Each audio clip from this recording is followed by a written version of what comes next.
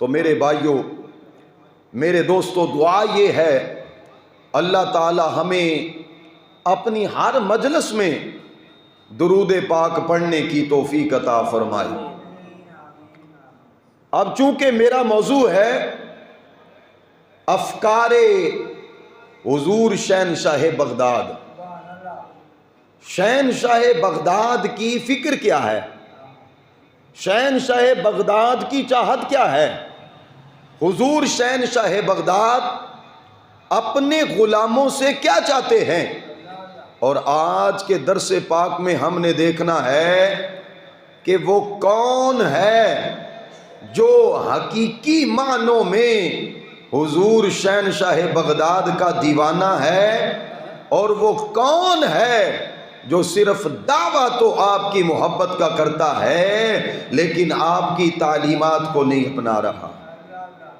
تو کامیابی حضور غوث پاک کے مرید بننے میں نہیں ہے، کامیابی حضور غوث پاک کی تعلیمات کو اپنانے میں ہے۔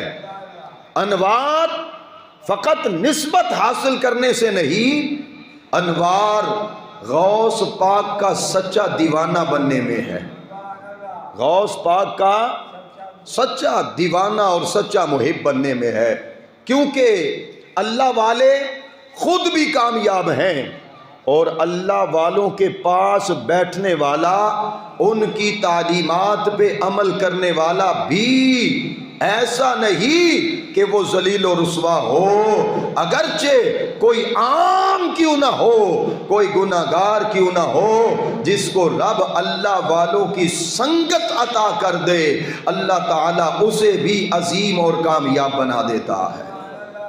کیوں جی؟ اللہ والے خود بھی کامیاب، اللہ والوں کے پیار کرنے والے بھی کامیاب۔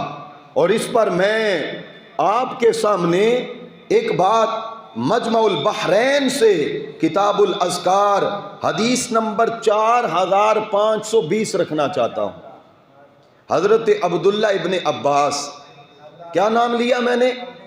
حضرت عبداللہ ابن عباس اس روایت کے راوی ہیں، کہتے ہیں کہ حضرت عبداللہ ابن رواحہ ایک مقام پہ وعظ فرما رہے تھے، تقریر کر رہے تھے۔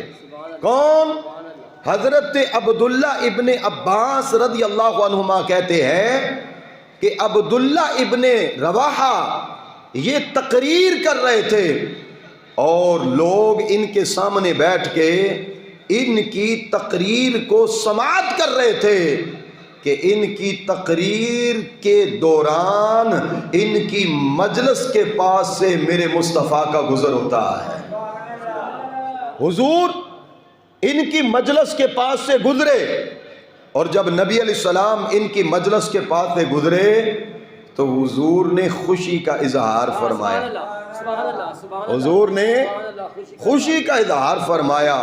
اور جب نبی علیہ السلام نے خوشی کا اظہار کیا تو نبی پاک صلی اللہ علیہ وسلم کے غلام حضرت ابن عباس کہتے ہیں، ہم نے پوچھا یا رسول اللہ صلی اللہ علیہ وسلم، آپ نے عبداللہ ابن رواحہ کی مجلس فائز کے اوپر خوشی کا اظہار کیوں فرمایا؟ تو نبی علیہ السلام نے فرمایا، اے میرے غلاموں، میں نے ان کے اس عمل پر خوشی کا اظہار اس لیے کیا ہے کہ جس مقام پہ علم کی مجلس سجتی ہے اللہ کے فرشتے اس مجلس کو اپنے پروں سے ڈھانپ لیتے ہیں، اپنے پروں سے اس مجلس کو ڈھانپ لیتے ہیں۔ اور اللہ کے محبوب پھر کیا ہوتا ہے؟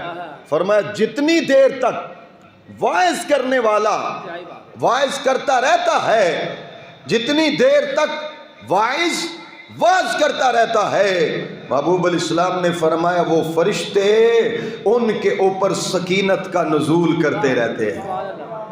اللہ کے محبوب پھر فرمایا پھر جب وہ مجلس ختم ہوتی ہے تو وہ فرشتے اللہ کے دربار میں پہنچتے ہیں۔ وہ فرشتے کیا کرتے ہیں؟ اللہ کے دربار میں پہنچتے ہیں۔ یا رسول اللہ صلی اللہ علیہ وسلم، پھر فرمایا اللہ جو ساری کائنات کے چپے چپے سے واقف ہے، ساری کائنات کی ادنا و اعلیٰ ہر مخلوق سے واقف ہے، وہ فرشتوں سے پوچھتا ہے اے فرشتوں تم کہاں سے آ رہے ہو؟ اب دیکھو نا، اللہ تعالیٰ پوچھ رہا ہے، تو اس سے یہ تو مراد نہیں ہے کہ اللہ نے پوچھا تو معاذ اللہ اللہ کے پاس علم نہیں، علم ہے، لیکن اللہ یہ چاہتا ہے کہ میرے محبوبوں کی بات فرشتے بھی کریں، فرشتوں کی نورانی بولی اللہ سماعت کرنا چاہتا ہے، اور اپنے محبوبوں کے مبارک نام، ان کے مبارک کردار اور مبارک افعال فرشتوں کی زبانی سننا چاہتا ہے۔ جب ہمارے محبوب علیہ السلام نے فرمایا کہ اللہ پوچھتا ہے اے فرشتوں بتاؤ کہ تم کہاں سے آئے ہو، تو وہ فرشتے کہتے ہیں باری تعالیٰ ہم جب زمین پہ گئے تو زمین پہ کچھ لوگ مجلس سے علم سجائے ہوئے تھے، اور جب وہ مجلس سے علم سجائے ہوئے تھے ہم ان کے درمیان جلوہ گر ہو گئے۔ رب کہتا ہے پھر اے اللہ ان لوگوں نے تیری تسبیحات بیان کی ہے، تیری تحلیلات بیان کی ہے، اور ہم نے ان کی مجلس میں تیری تسبیحات سماعت بھی کی ہے اور ان کے ساتھ تسبیحات پڑھی بھی ہے۔ رب کہتا ہے اے فرشتوں گواہ ہو جاؤ، میں نے وہ ساری کی ساری مجلس کو بخش کر جنتی بنا دیا ہے۔ نعرہ تکبیر، نعرہ رسالت، عظمت و شان مصطفیٰ۔ اب جب فرشتے یہ سنتے ہیں سبحان اللہ، سبحان کہ اللہ، ساری مجلس بخشی گئی ہے، سبحان اللہ، تو فرشتے پوچھتے ہیں یا اللہ ہائے ہائے ہائے، کچھ تو تیرا ذکر کر رہے تھے، ہائے ہائے، کچھ تو تیرا ذکر کر، تیرا ذکر کر رہے تھے، کچھ تو علم حاصل کر رہے تھے، کچھ تو مجلس سے علم کے اندر تھے، لیکن ایک بندہ ایسا بھی تھا جو مجلس سے علم میں نہیں آیا تھا، بلکہ ویسے گزرتے گزرتے اس نے دیکھا کہ اللہ کے دوست بیٹھے ہوئے ہیں، وہ بھی پاس ویسے ہی بیٹھ گیا۔